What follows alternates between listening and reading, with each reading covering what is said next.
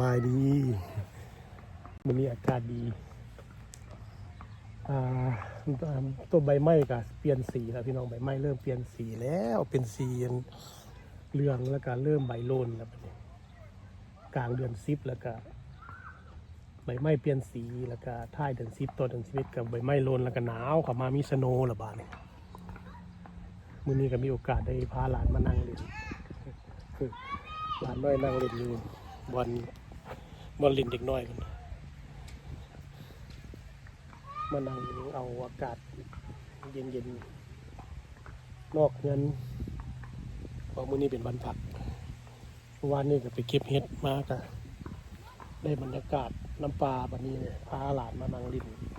น้ำบอลภาคเด็กน้อยลินแล้วต้นไม้แถวนี้ก็เริ่มเป็นสีส้มสีเหลืองเปลี่ยนสีแล้วพี่น้องเลยเริ่มเข้าฤดูหนาวแล้วเดือน10เดือน11เข้าไปแล้วก็คุณละจนฮอดเดือน3 11 12 1 2 3ประมาณ5เดือนการหนาวอยู่ในเมืองฮอลแลนด์มิชิแกนมีสโนว์ตกระยะต่อไปอีกเดือน1 2เดือนข้างหน้าไปฮอดเดือน3สโนว์ก็สิตกอยู่ตลอดอากาศก็สิเป็นประมาณนี้แต่ละปียามนี้มาก็เป็นใครแต่มื้อนี้ยังมีแดดอยู่อากาศอบอุ่นหน่อยนึง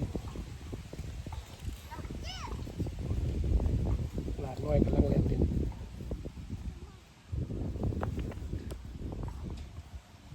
ฮัลโหลเบลล่าแองเจลกำลังดื้อพี่น้องเลย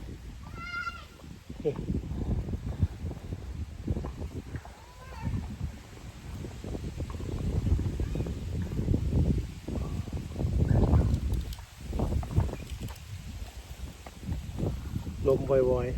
ๆเดือน10เดือน11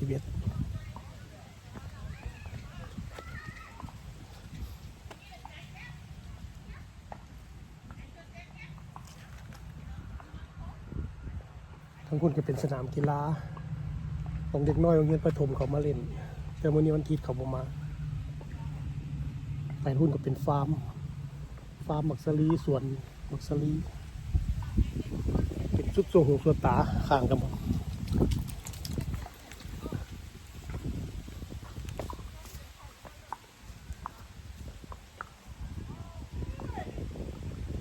สบายเด้อพี่น้องเด้อ